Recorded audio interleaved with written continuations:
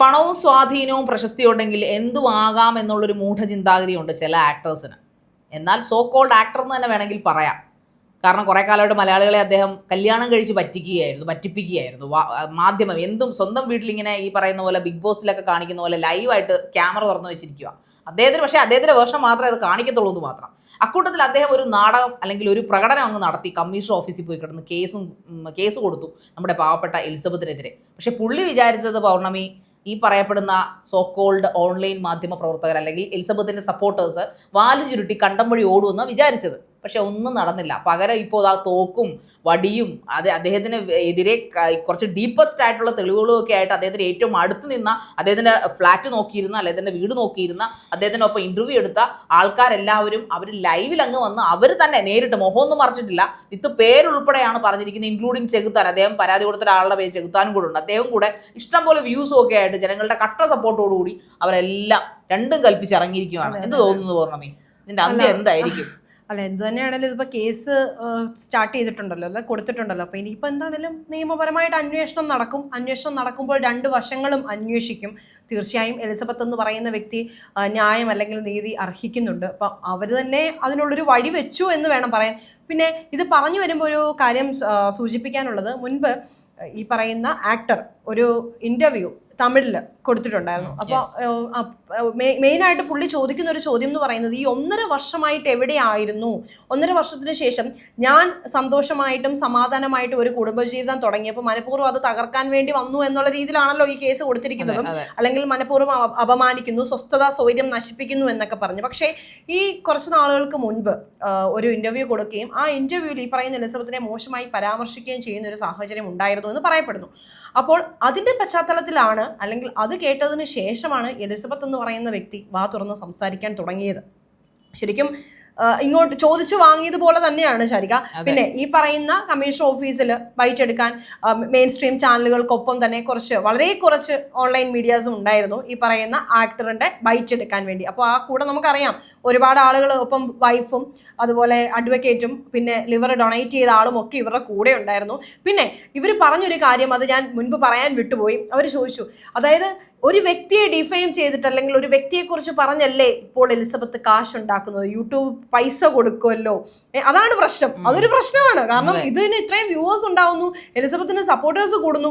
അപ്പം യൂട്യൂബ് എന്താണെങ്കിലും നമ്മൾ കൊടുക്കുന്ന കണ്ടന്റിനല്ലേ കാശ് കൊടുക്കുന്നത്. അപ്പോൾ ആ കണ്ടന്റ് എന്ന് പറയുന്നത് ഈ പറയുന്ന ആക്ടർ ആയി പോയല്ലോ, അപ്പം എൻ്റെ പേരിൽ പൈസ വാങ്ങുന്നു, ആ ഒരു ചിന്താഗതിയൊക്കെ ആയിരിക്കാം മേ ബി. ഇപ്പം ശാരിക സൂചിപ്പിച്ചതുപോലെ തന്നെ ഇങ്ങനെ ഒരു സംഭവം ഉണ്ടായത് കൊണ്ടും ഈ കടിച്ച പാമ്പിനെ കൊണ്ട് വിഷം ഇറക്കിക്കുക എന്ന് പറയുന്നത് ഇവിടെ സത്യം പറഞ്ഞാൽ സത്യമായിട്ടിരിക്കുകയാണ്, അനർത്ഥമാക്കിയിരിക്കുകയാണ് ആ ഒരു വാക്കിനെ. കാരണം തുടങ്ങി വെച്ചു, എലിസബത്ത് പറയാൻ തുടങ്ങി. അതിന് അടുത്ത സ്റ്റെപ്പ് എന്താണോ എലിസബത്ത് ചെയ്യേണ്ടിയിരുന്നത് അത് ഇപ്പോൾ ഈ പറയുന്ന നടൻ അങ്ങ് ചെയ്തു. അപ്പോൾ തീർച്ചയായിട്ടും അന്വേഷണം വരുമ്പോൾ എലിസബത്തിനെ വിളിപ്പിക്കുകയോ അല്ലെങ്കിൽ ചോദ്യം ചെയ്യുകയോ അല്ലെങ്കിൽ എലിസബത്തിന്റെ കയ്യിലുള്ള തെളിവുകൾ ഡയറക്റ്റായിട്ട് ഹാജരാക്കാനോ എല്ലാം സ്ട്രെയിറ്റ് ഫോർവേഡായിട്ട് ഇനി ഒന്നുകൂടെ പറ്റും എന്നുള്ളതാണ്. ഇപ്പം പിന്നെ ഈ പറയുന്ന എലിസബത്ത് കുറേയധികം വീഡിയോസും അല്ലെങ്കിൽ തെളിവുകളെല്ലാം തരാൻ തയ്യാറാണ്. അവർ പറയുന്നുണ്ട്, ഞാൻ ജയിലിൽ കിടക്കാൻ തയ്യാറാണ്.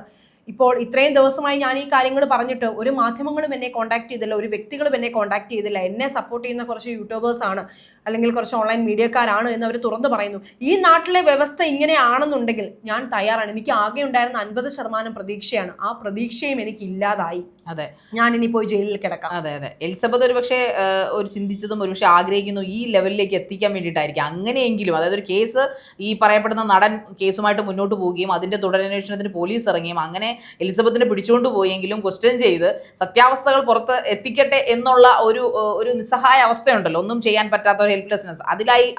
അതിനേക്ക് വേണ്ടി ആ പെൺകുട്ടി അവിടെ കിടക്കുവാണ് അല്ലെങ്കിൽ അതിനു വേണ്ടി ഇരിക്കുകയാണെന്നാണ് എനിക്ക്. അതുകൊണ്ടാണ് ഈ കേസ് കൊടുത്ത് ഒരു 2-3 മണിക്കൂറിന് ശേഷം പുതിയ വീഡിയോ അവരിട്ട് കഴിഞ്ഞു. പുതിയ വീഡിയോയിൽ അവരുടെ റിംഗ് എക്സ്ചേഞ്ചിൻ്റെ വീഡിയോസ്, അതോടൊപ്പം തന്നെ അവരുടെ ഹണിമൂൺ ടൈമിൽ ഈ പറയപ്പെടുന്ന നടൻ അവരുടെ സ്വകാര്യ നിമിഷങ്ങളിലേക്ക് അദ്ദേഹത്തിൻ്റെ കൂട്ടുകാരനെ കൂടെ വിളിച്ച് കയറ്റിക്കൊണ്ട് വന്നു എന്നുള്ള തെളിവുകൾ സഹിതമൊക്കെയാണ് എലിസബത്ത് അതിനകത്തിരുന്ന് പറയുന്നത്. അപ്പോൾ ഒന്ന് ആലോചിച്ച് നോക്കുക അവരുടെ ഒരു പരിതാപകരമായ അവസ്ഥ.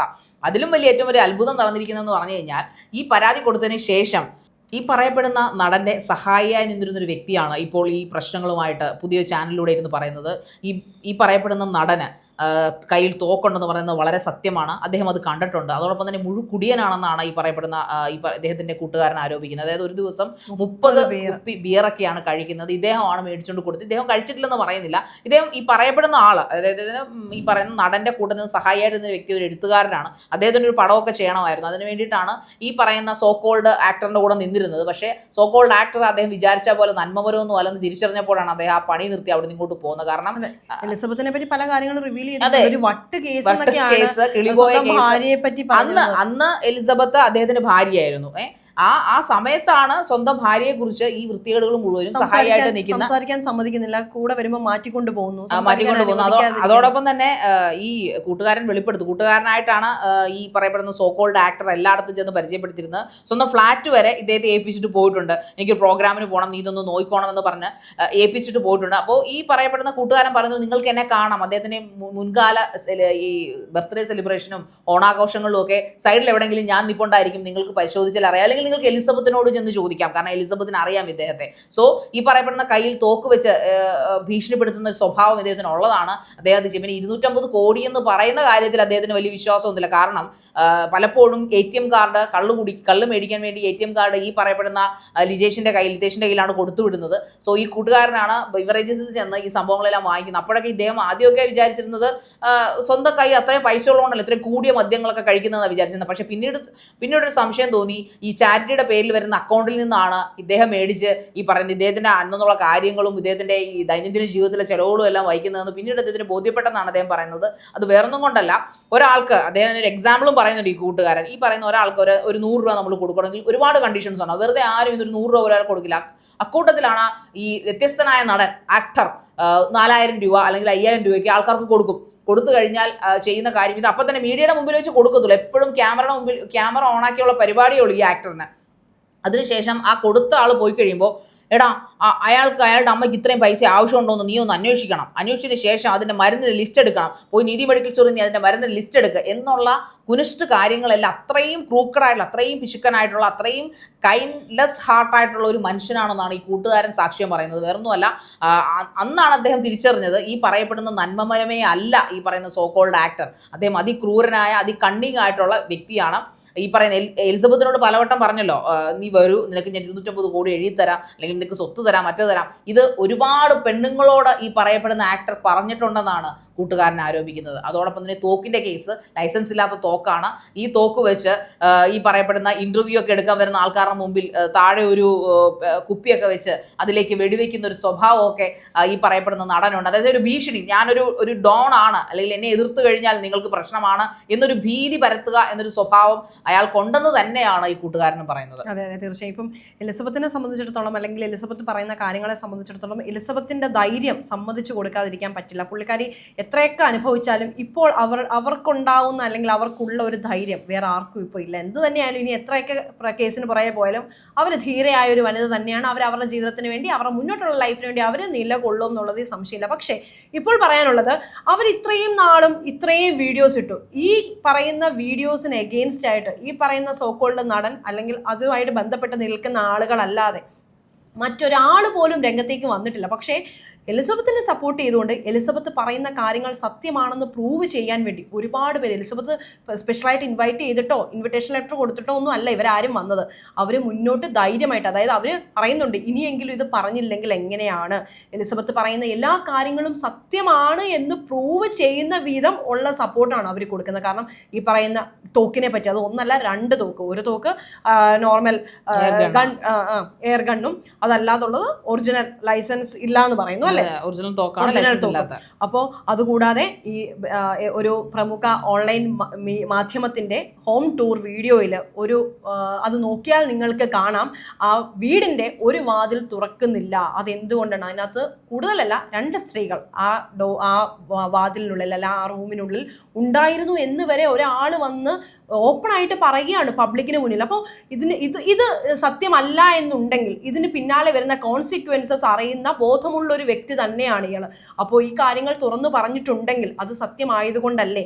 അതോടൊപ്പം തന്നെ ഇപ്പൊ എലിസബത്ത് എന്തൊക്കെ കാര്യങ്ങൾ പറയുന്നു അതിനെയെല്ലാം നിസ്സാരവൽക്കരിക്കല്ല, സപ്പോർട്ട് ചെയ്യുകയാണ് ചെയ്യുന്നത്. അല്ലെങ്കിൽ ഇതൊന്നും എലിസബത്തിന് തലയ്ക്ക് സുഖമില്ല അല്ലെങ്കിൽ വട്ട് കേസ് അല്ലെങ്കിൽ ഈ രീതിയിൽ പറഞ്ഞ വ്യക്തി തന്നെയാണ് പറഞ്ഞത്, കേട്ട വ്യക്തി തന്നെയാണ് വന്ന് പറയുന്നത് ആദ്യമൊന്നും എനിക്ക് എലിസബത്തിനെ അറിയില്ലായിരുന്നു, എലിസബത്തുമായിട്ട് സംസാരിക്കാൻ സമ്മതിക്കില്ലായിരുന്നു. പക്ഷേ ഏതോ ഒരു സമയത്ത് പുറത്തേക്ക് പോയിട്ട് വന്നപ്പോൾ എലിസബത്ത് വീടിന് ഫ്രണ്ടിലിരുന്ന് കരയുന്നതാണ് കാണുന്നത്. പക്ഷെ അന്ന് എനിക്ക് അത്രയും ബന്ധമില്ലായിരുന്നു, എന്തിനാണ് കരയുന്നത് എന്ന് ചോദിക്കാനുള്ളൊരു ബന്ധമില്ലായിരുന്നു, ഞാൻ ചോദിച്ചില്ല. പക്ഷേ ഇപ്പോൾ ഈ വീഡിയോകൾ കണ്ടപ്പോഴാണ് യഥാർത്ഥത്തിലുള്ള കാര്യം മനസ്സിലായത്. അങ്ങനെ കാര്യങ്ങൾ മനസ്സിലാക്കിയവർ പലരും ഇപ്പോൾ രംഗത്ത് വരുന്നുണ്ട്, ഇനിയും ഒരുപാട് പേർ വരാനുണ്ട്. അപ്പോൾ തീർച്ചയായിട്ടും ഇനി ഈ പരാതിയുടെ അടിസ്ഥാനത്തിൽ, അതായത് ഈ സോക്കോൾഡ് നടന്റെ പരാതിയുടെ അടിസ്ഥാനത്തിൽ അന്വേഷണം ആരംഭിക്കുമ്പോൾ തീർച്ചയായിട്ടും നീതി എലിസബത്തിലേക്ക് തന്നെ എത്തിച്ചേരും എന്നുള്ളൊരു വിശ്വാസത്തിലാണ് ഞങ്ങളും ഒപ്പം ഇത് കാണുന്ന എല്ലാ ജനങ്ങളും.